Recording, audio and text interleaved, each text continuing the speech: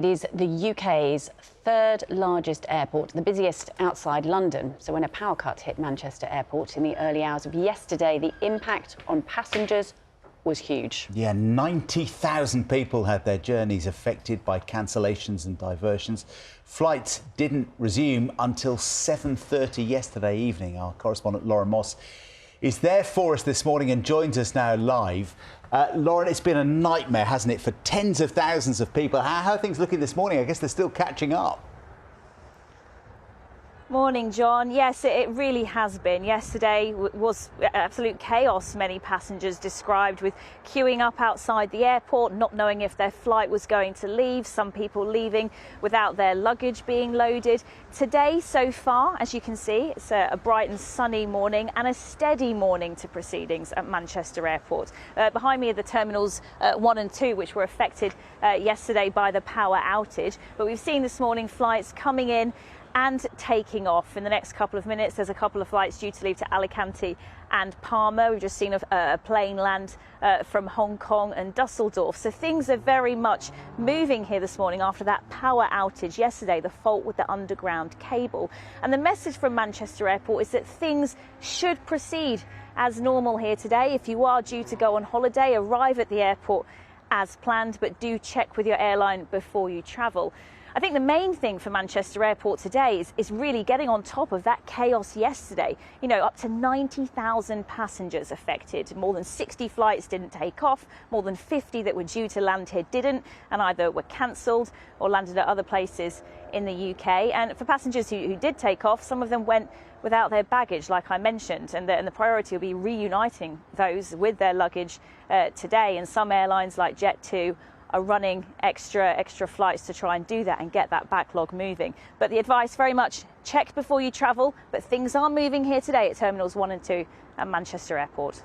OK, Lauren, for now, thank you very much indeed. Let's check in with some of those affected, shall we? Yeah, absolutely. People going to, well, having to be pretty clever about how they get around the issues. And one of those was one of our colleagues, BBC producer Bobbi Hadgraft. You were affected. You're joining us now from Edinburgh. You weren't supposed to be at Edinburgh. So, Bobbi, just take us through your last sort of 24 hours. Well, this time yesterday, I was in the airport waiting for my 6:05 flight to Amsterdam. So me and my partner were actually taking the scenic route to Cologne for the England game tomorrow night. So we woke up bright and early, arrived at the airport as we would normally do. We're based in Manchester, so we use the airport very regularly. And we were just welcomed to those enormous queues that you mentioned. I've never seen anything like it in all the time I've been travelling there. We went through, we only have a little backpack, so we didn't have to go through the enormous check-in queues for any big suitcases or anything. But even the security queues, there was staff manually checking our passports and boarding passes at the gates. We managed to get through and we were just waiting around and no one really had any idea what was going on, from the airline reps to the passengers. There was about 3 flights around our gate, I think 1 to Malta, and 1 to Frankfurt. It was just chaos, really. Oh, Bobbi, what a nightmare. So you're meant to be in Germany for the football. In fact, you're in Edinburgh. Are you going to get there in time for the game? Thankfully, we had that bit of wiggle room. To be continued, everybody. I think she's going to be all right, isn't she? I think she was telling us that she's going to be all right for the football, which is great news. But let's go to Simon Calder, the Independent's travel correspondent. Obviously been closely monitoring the events and joins us now. So much chaos. And the problem now, 24 hours later, Simon, is that so many crews will be in the wrong place, so many planes will be in the wrong place. So it's going to be disrupted today as well, right? Sorry, very noisy plane just taking off behind me. And yeah, the flights are getting back to normal, but unfortunately we still have serious problems at Manchester Airport because there are 20,000 people who are not where they need to be. They're waking up, probably 10,000 of them here in the UK when they were expecting to be on holiday, and another 10,000 waking up in various airports at hotels around the world wondering when they're going to be back. We saw actually a total of 140 cancellations out of Manchester, as well as diversions, and flights were landing here at Heathrow from places like Beijing and Bahrain. One flight even got diverted to Ostend in Belgium, and that was simply because there wasn't room at Manchester Airport to handle all the planes, because none of them, well, from Terminal 1 or Terminal 2 could take off initially. So, Simon, how long should it take, or will it take, for all these people to get sorted? Sorry, I'm not sure that I heard this, but how long to clear the backlog, I think, was what you asked. Now, that's going to be tricky. We saw, for instance, a dozen flights to and from Amsterdam cancelled yesterday. On top of that, there was a plane due to go out 10 minutes ago from Manchester to Amsterdam on EasyJet. That's been cancelled as a result of the problems yesterday. Now, there are, fortunately, many flights back from Amsterdam to places across the UK, and under air passenger rights rules, you are able to get your airline to buy you a ticket on another airline if they've got no seats available. They need to get you back as soon as possible. If you're stranded out in a resort and you don't mind, you're not due back in the office in a couple of hours, well, good luck to you, and the airline will bring you back when it can, and meanwhile it has to provide hotels and accommodation till it can get you where you need to be.